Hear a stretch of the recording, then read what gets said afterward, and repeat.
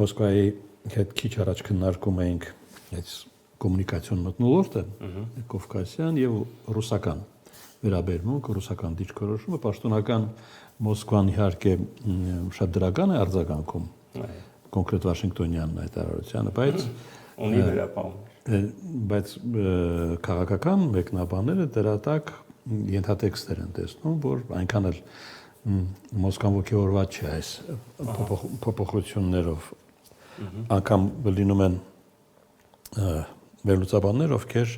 հիշեցնում են Մոսկվայի բռունցքը իր ոտքը դրացողին միշտ պահելու, ռուսի սապոկը,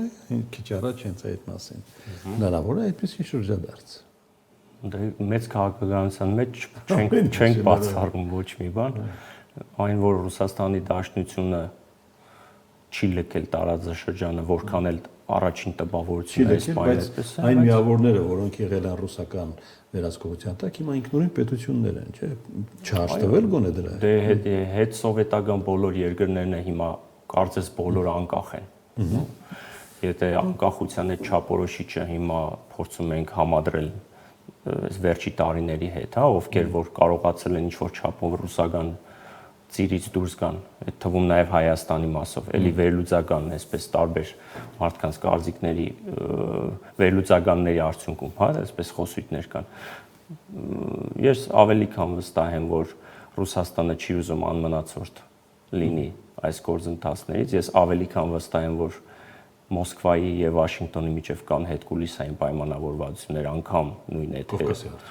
հարավային Կովկասի տարածաշրջանում իրենց ազդեցության կոտիներ օգտվելու ղեկավարները նոյեմբերի 6-ին գնում են Վաշինգտոն։ Առավել եւս մանավանդ որ միջին միջանցքի մասով միայն Կովկասը չի ամերիկյան հետաքրքրության։ Իհարկե։ Եվ այդտեղ բոլոր միջին միջանցքի տրամաբանության այդ բոլոր երկրները, որոնք այդ տրամաբանության մեջ են,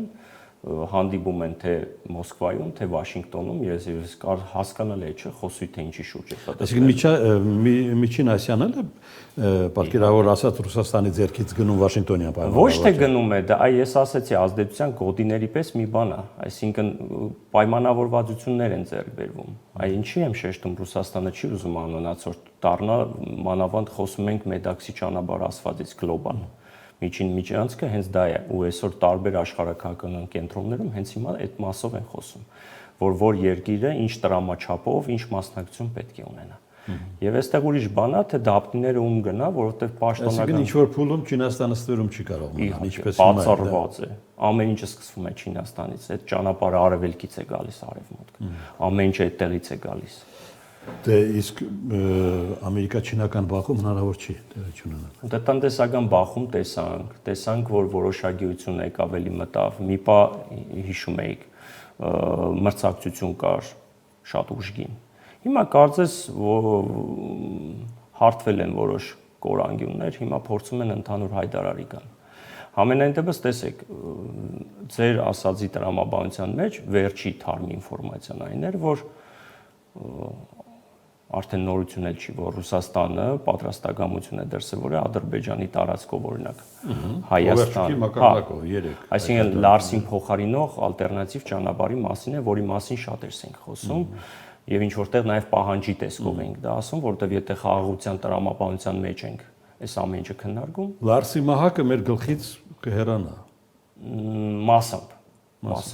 մասամբ Տեսեք, օրինակ, այսինքն այդ մահակը կարելի է օգտագործել նաև Ադրբեջանի տարածքով, ինչու՞ չէ։ Այնտեղ ուրիշ ռիսկեր կան, ուրիշ խնդիրներ, ուրիշ արեստացին խնդիրներ կարող են առաջանալ։ Տեսեք, նույն այդ տրամաբանության մեջ հիշում եք, սկզբնաղբյուրը ինչից եղավ։ Ղազախական ցորենը, ընդ որում, որի մասին, որի որակական է ղազախական։ Դե տեսեք, ճանապարհին է, որի մասին որակական ինչ որ հստակություն չկա, թե որակը ինչպիսին է, ինչ ցորեն է։ Լավ, եթե գալիս է այդ նույն տրանզիտը, եթե տրամաբանությամբ ենք շարժվում, ստացվում է, որ Ադրբեջանի երկաթուղային ցանցից է օգտվում, բայց մտնում է Վրաստան, հետո նոր Հայաստան է գալիս։ Այսինքն այդտեղ ոնց ստացվում է, որ Ադրբեջանը եւս տրանզիտ կոդ է այդ նույն ցորենի ներմուծման համար, բայց ի վերջո վերջնական պունկտը է, այսպես ասած, Վրաստանն է, որտեղից պետք է մտնի Հայաստան։ Այդ շրջանակներում հետո խոսվեց, որ Հայաստանը իր հերթին տրամադրում է ճանապարհ անխոչնդոտ, հիշում եք։ խոսվեց այդ մասով, առաջարկ եղավ, նորմալ ընդունվեց, որից հետո այ նոր եղավ ռուսական նաև առաջարկը, որ Ադրբեջանի տարածքով որպես տրանզիտ կարող են Հայաստան բեռնել։ Իհարկե,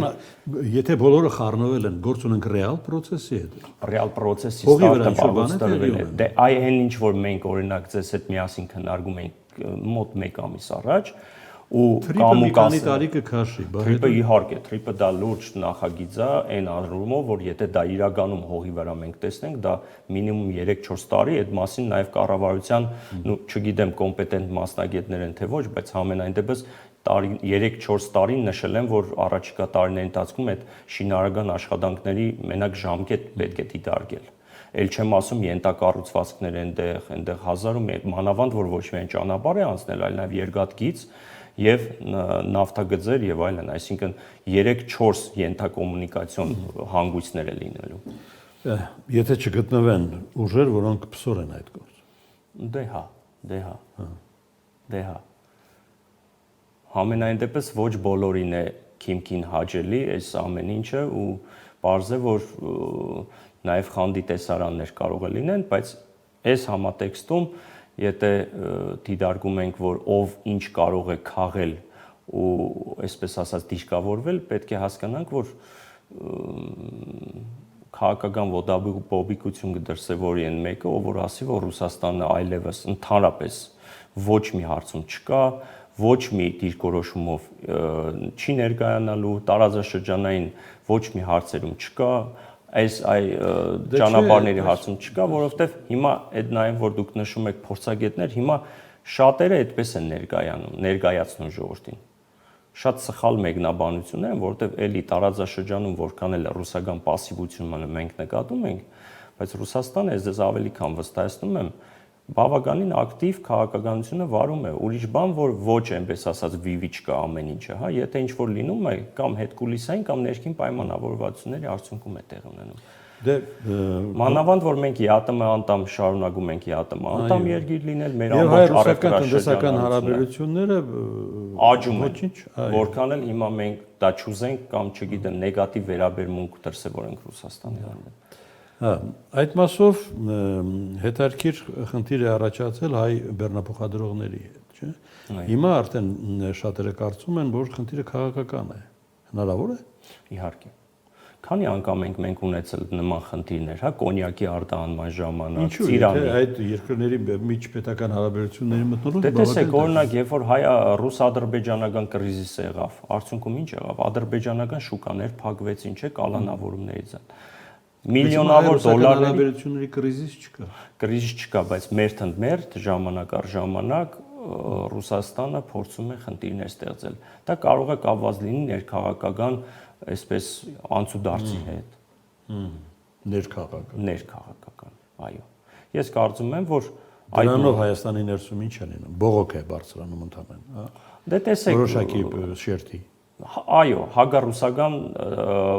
պրոպագանդիստները, որոնք որ հիմնական հագարուսական տրամադրվածությունն են, հագարուսական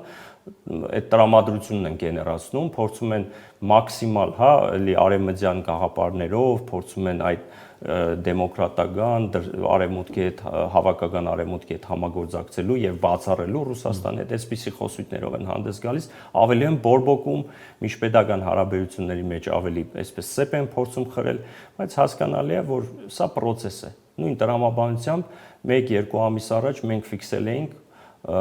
ռուս-ադրբեջանական ճգնաժամային հարաբերություններ, ընդհուպ մինչև կանխատեսում էին շատերը պատերազմ, անգամ Արցախի վերադարձ, այսպես։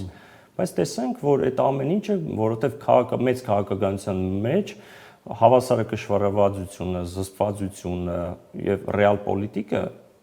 լրիվ ուրիշ հարթության, այդ էմոցիոնալ սպեկուլյացիաներով նրանք չեն առաջնորդվում եւ ընդհանրապես չեն տրվում դրանց, որովհետեւ խոսքը վերաբերում է միջպետական հարաբերություններին։ Եվ այդտեղ էլ կարող են լինել անկումներ, կարող են լինել պահի տակ, հա, նորից վերբեռնում հարաբերությունների, այնպես որ դա բնականon է, դա նորմալ է։